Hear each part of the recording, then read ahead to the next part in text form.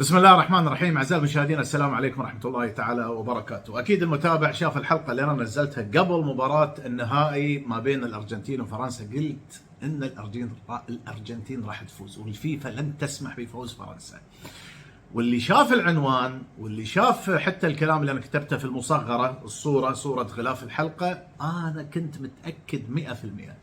ولكن لابد أن الإنسان لما جيت أتكلم أنه فعلا، لأن هذا الكلام منقول لي من شخصية كبيرة مقربة من الفيفا، فلا بد أني أنا ما أقول 100%. احنا نقول والله مثلا هذا الكلام 99%، 98%، لأن احتمال أنه لا يصيب هذا الكلام، رغم أن أنا كنت مقتنع بالكلام اللي نقل لي. وكثير من المشاهدين قالوا عبد العزيز أوفي بوعدك ونزل الحلقة، ولا أنا خلاص أنا بصفحة كأس العالم هذه نطويها.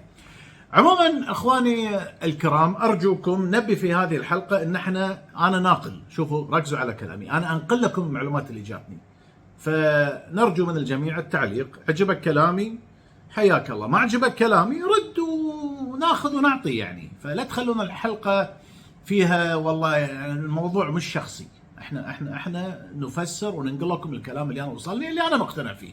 اخواني الكرام، أول شيء لابد أن احنا نؤمن أن الكورة هذه اللي أنتم تشوفونها مثل صناعة الأدوية، مثل صناعة الأسلحة، مثل دور الأزياء، ترى هذه كلها مافيات، كلها مافيات وتدخل المليارات. مثل الكورة الآن عبارة عن مافيا مسيطر عليها، والفيفا تديرها في جميع أنحاء العالم. والكورة اخواني الكرام قاعدة تدخل مليارات المليارات من التذاكر، من الرعايات، حتى بيع اللعيبة. في واحد يقول لك اوه هاللاعب شارينه ب100 مليون يورو، اسراف. يا حبيبي اي اسراف؟ هذا النادي ما شرى 100 مليون يورو الا يدخل اضعاف من وراها. بيع تخيلوا بيع فانيلة مكتوب عليها اسم اللاعب ورقم 10 مثلا، النادي يبيع الفانيلة ب300 يورو. تخيلوا ينتج 100,000 200,000 300,000 فانيلة يبيعه، يمكن مليون فانيلة. اضربوا 300 يورو في 100 فانيلة في مليون فانيلة، 300 مليون فانيلة. طب مو مجانين اخواني الكرام، هذه صناعة. هل تعلمون ان حتى تدريبات الفريق ياخذون عليها تذاكر في اوروبا وفي الدول اللاتينية؟ فلوس اخواني الكرام، في تأمين، في رعاية، في شركات. تخيلوا شركات ترعى الكورة ومافيا اخواني الكرام. والفيفا تخيلوا رئيس الفيفا يعني في مقام رئيس دولة. تخيلوا شوفوا لأي وين الموضوع وصل الكورة. اللي يقول لك والله قبل انها تلهي الشعوب ما نعم، هذا الكلام صحيح، واحنا لا نريد ان نناقش الموضوع، لكن انا وصل الموضوع إلى أن الكورة وصلت إلى إمبراطورية. الكورة في العالم، ركزوا على كلامي، إمبراطورية تدر مليارات المليارات سنويا. الدوري الأوروبي والدوريات وما أدري إيش، وحقوق النقل وحقوق البث، شركة أديداس وشركة بوما شركات قائمة على بيع الأدوات الرياضية. يعني أنا لو جيت أبي ألغي الكورة بيقتلوننا أخواني الكرام. اتحادات رياضية، لجان أولمبية في أنحاء العالم، كلها وراء هالجلدة هذه المنفوخة المدورة. فاصبحت صناعة خطيرة. وشنو اللي المفروض يصير من وراء هالصناعة؟ استمرار كاش ماني. أي حاجة تخرب، ركزوا على كلامي على أساس أن أوصل لكم شنو هدفي من الحلقة. أي شغلة تخرب الفلوس والمداخيل يقضون عليها أو يحلون مشكلتها أو يشوفون لهم حل. فإذا وجد الفيفا ووجدت هذه الامبراطوريات إنه والله في شغلة تخفض الإيرادات، راح يغيرون أفكارهم وراح يعطون حلول بديلة. ومن ضمن الأشياء اللي تخفض الإيرادات شنو أعزائي المشاهدين؟ تكرار فوز فريق بكأس العالم. يعني كأس العالم توصل مرحلة أنها تصبح مملة. نعم، لا يريدون كأس العالم أن تكون مملة، لا يا حبيبي، يريدون كأس العالم دائما بطولة فيها إثارة وفيها تغيير. انا اقول لكم القصه من البدايه كيف بدات اخواني الكرام. في سنه 1958 فازت البرازيل بكاس العالم، وسنه النسخه اللي بعدها 62 ايضا فازت البرازيل بكاس العالم. منتخب عجيب، كان في بيليه وفي لعيبه.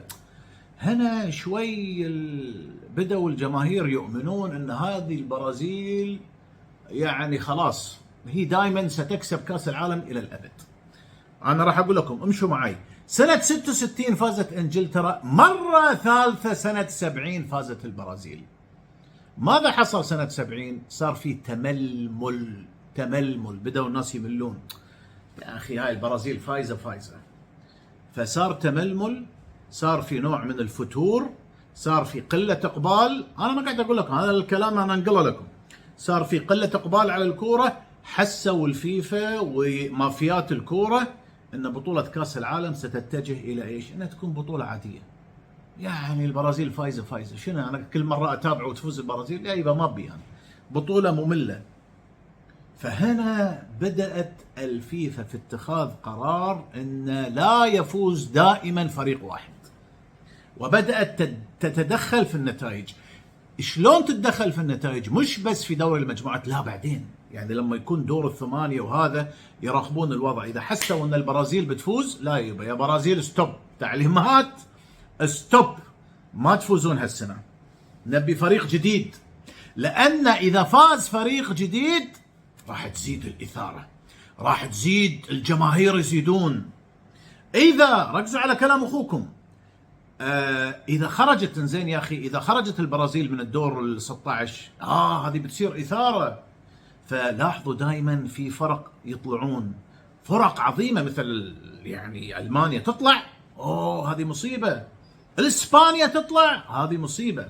كذلك إخواني الكرام، على أساس أنا أكمل لكم الموضوع، هناك دول اللي هي عبارة عن الدجاجة التي تبيض ذهبا، مثل الدوري الإسباني، الدوري الإيطالي، برشلونة، ريال مدريد، الدوري الإنجليزي، في دوريات، دوري الألماني، هذه دوريات تدخل ملايين، دوري البرازيلي، دوري الأرجنتيني. هذه الدول هي القمة، هذه الدول فيها جماهير بمئات الملايين. هذه لابد أن الفيفا يهتم فيها، ما يهتم يا حبيبي مع احترامي للدوريات اللي عندنا في دول الخليج ولا الدول العربية.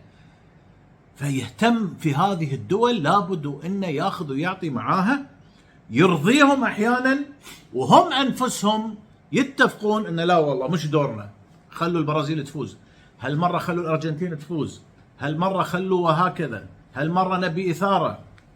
فالكبار يلعبون من أجل المليارات إخواني الكرام. والدليل الدليل مش من عندي، بعد ما فازت البرازيل سنة 1970 بدأ هنا التنوع. خلوا ألمانيا تفوز، بعدين الأرجنتين سنة 78، بعدين دخلت إيطاليا، بعدين مرة ثانية رجعت الأرجنتين. إخواني الكرام، ليش الأرجنتين فازت؟ نعم في سنة 86 فوز مستحق، لكن في مارادونا شو يسوي؟ يدخل فلوس يا حبيبي، جماهير بأنحاء العالم تتابع هذا مارادونا، خلوه يفوز يا حبيبي. عرفتوا علي إخواني الكرام؟ وأنا شخصيا حضرت يعني هذه البطولة بالذات سنة 1982، أنا كنت أتابعها، وتابعت السنة بطولة 1978 كان في واحد اسمه كمبس والأرجنتين فازت.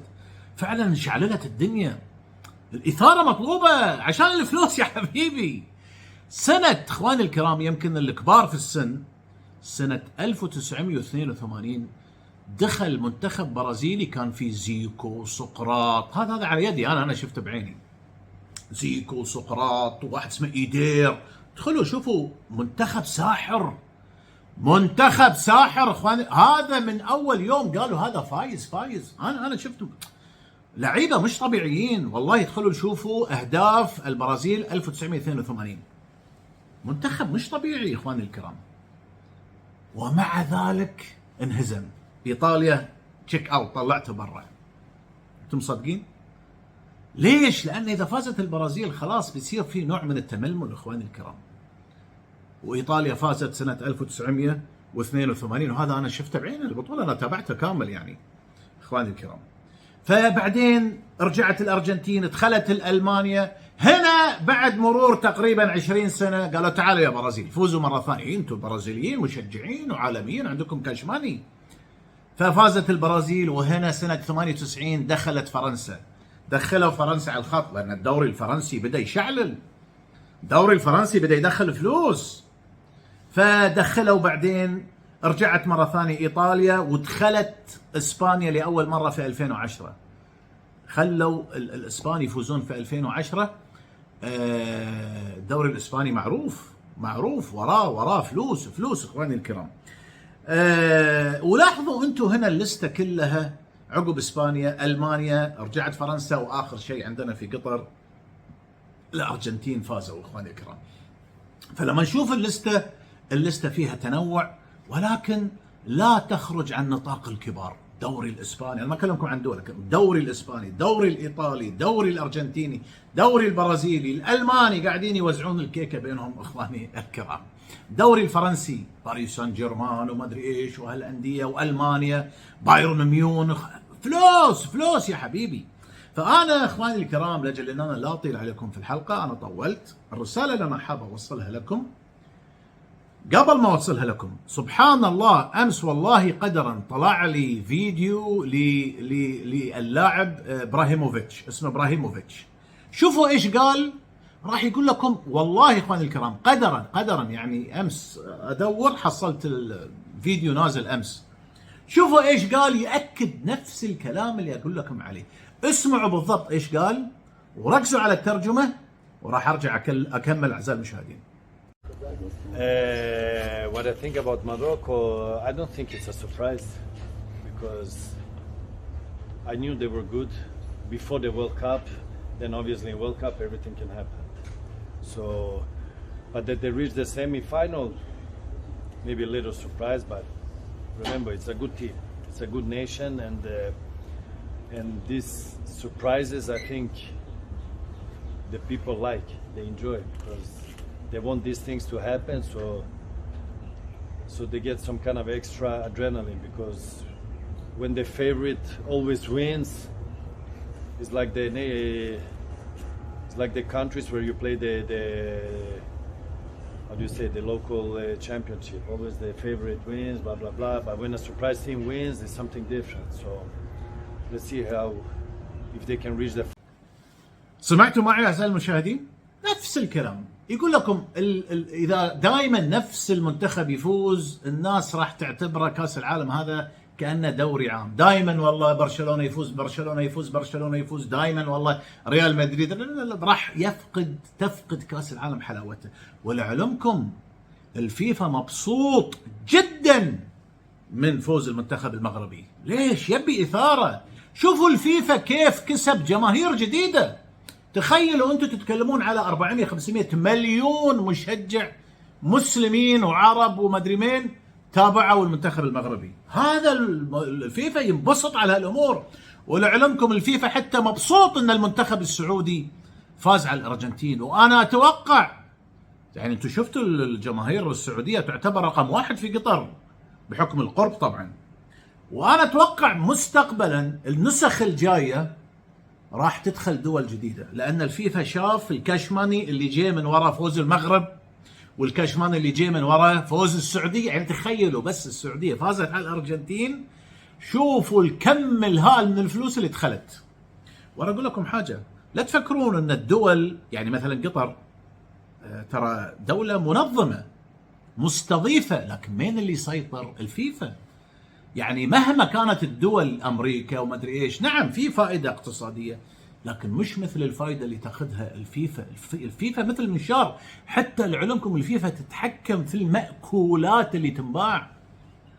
شركات مثل الكيا والهايونداي وما ادري ايش وشركات طيران تدفع مئات الملايين رعايات ياخذونها الفيفا اخواني الكرام.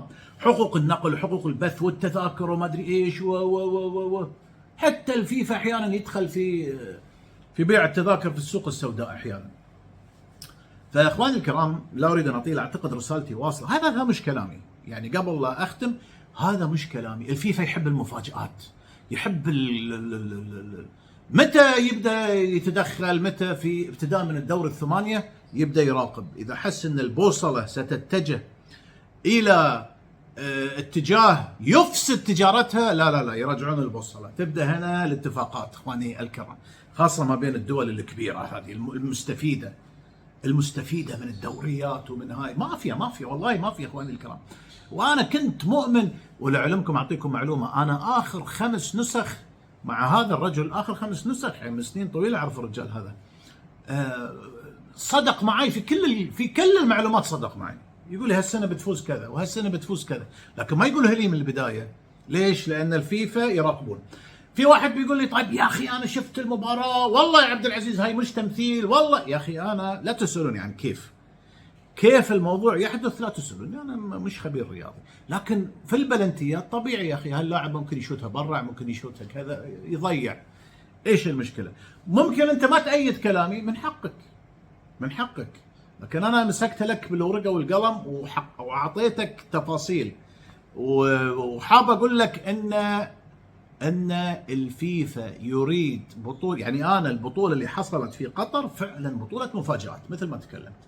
هذه البطوله اللي حصلت في قطر طبعا المفاجات طبيعيه حصلت، يعني ما كان في تدخل من الفيفا، لكن المفاجات انبسط عليها الفيفا مبسوط على تأهل المغرب، ومبسوط ان مثلا الكاميرون غلبت البرازيل، ومبسوط ان السعوديه غلبت الارجنتين. يبي اثاره، يبي جماهير، يبي فلوس. فانا اقول لكم النسخه القادمه مش عارف وين بتكون، اللي هي 2026 اتوقع، راح بالعكس ستجدون اقبال شديد من انحاء العالم، من خاصه من المسلمين ومن العرب.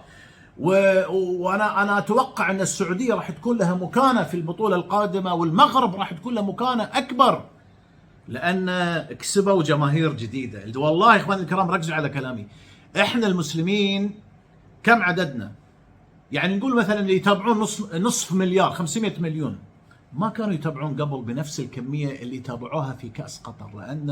فانا اتوقع ان الفيفا راح يكون حريص على ان الدول العربيه مثل الجزائر مثل المغرب تصعد، والسعوديه او حتى دول ثانيه، لان راح يزيد الكاش، الغله راح تزيد.